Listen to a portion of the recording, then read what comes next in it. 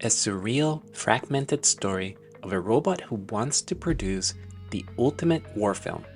This was the core premise of the Super Sentai series' 20th anniversary production, Chouriki Sentai Ohranger the movie, which was based on the latest entry in the long-running TV series that had just started its broadcast on TV Asahi a month prior to the movie's opening.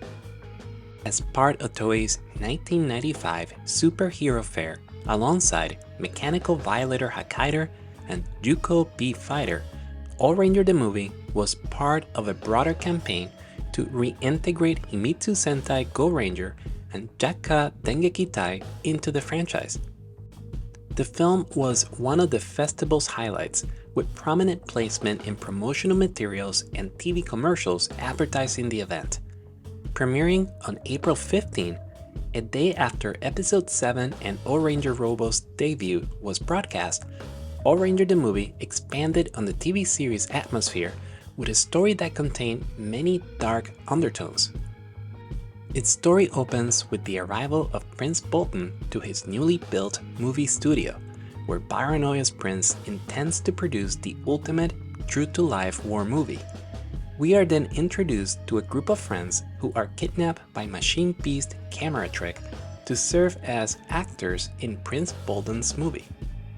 The Ohranger are alerted to the children's disappearance and immediately move out to investigate.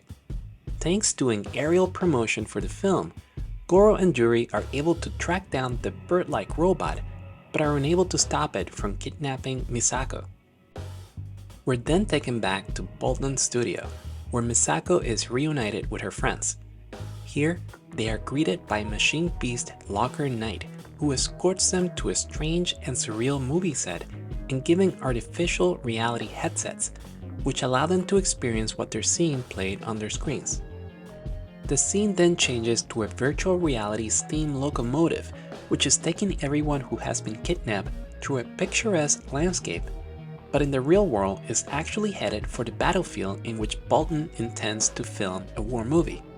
In parallel to this, the Ohranger team has discovered the studio's location and is infiltrating it in order to rescue the hostages. This takes them through a surreal gauntlet of battles against various machine beasts, including Cabo Chopkin, Cat Signal, Fawcett Chalk, and Locker Knight.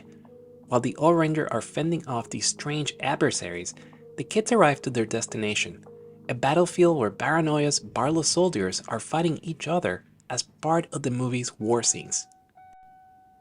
This is where they realize that they are not actors in a movie, but that they are in real danger as the Barlow soldiers attack their boss and surround them with an explosive bombardment.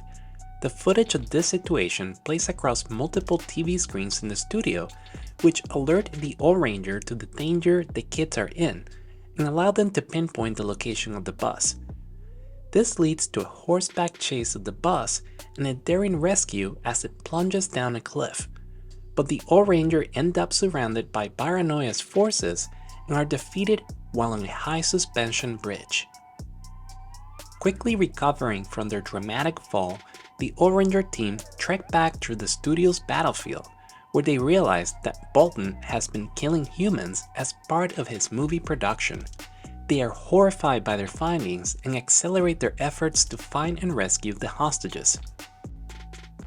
We are then taken to the facilities where the hostages are being kept, and some darker aspects of Bolton's operation become clearer, including experiments where humans have body parts swapped with mechanical ones to make them stronger and able to withstand the needs of his movie production.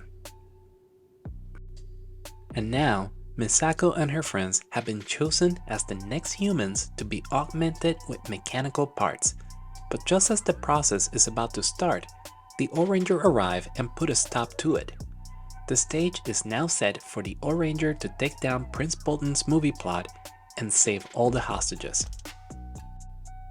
Chouriki Sentai Ohranger the movie can be described as being three different things: a celebration of the Super Sentai series' 20th anniversary, an action-packed tokusatsu hero movie, and a surreal anti-war themed story. As the theatrical companion to the 20th anniversary Super Sentai series, This film was part of a promotional effort to reintegrate Himitsu Sentai Ohranger as the first program in the franchise. This is done through publicity materials for the project before it premiered at Toei's Super Hero Fair and within the film, which opens with the Super Sentai series' 20th anniversary logo. This portion of the movie also recalls the opening to the Ohranger's first theatrical work, Bomb Hurricane, which showcases the team riding their personal vehicles as their theme song plays in the background. As an action-packed Super Sentai movie, this theatrical release delivers on the types of explosive stunts and big set pieces that we've come to expect from these higher budget productions. Some of the film's highlights include the Ohranger rescuing hostages from a bus as it's exploding and falling down a cliff, falling down a ravine as explosions are happening all around them, and a large-scale battle against Paranoia's Barlow soldiers, which benefits greatly from the movie's widescreen format. There are also the battles against each of the 4 machine beasts, which feature excellent stunt work and use of props, and which culminate with the robots coming together to form a giant locomotive monster, Steampunk. This final opponent shifts the action to Ohranger Robo, which leads to some fantastic model scale scenes and action.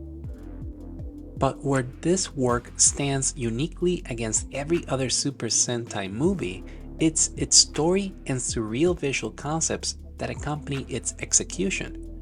Written by Shoso Uehara, Ohranger the movie features an anti-war story that unfolds across a series of strange moments and scenes that start when the kids arrive at Bolton Studios.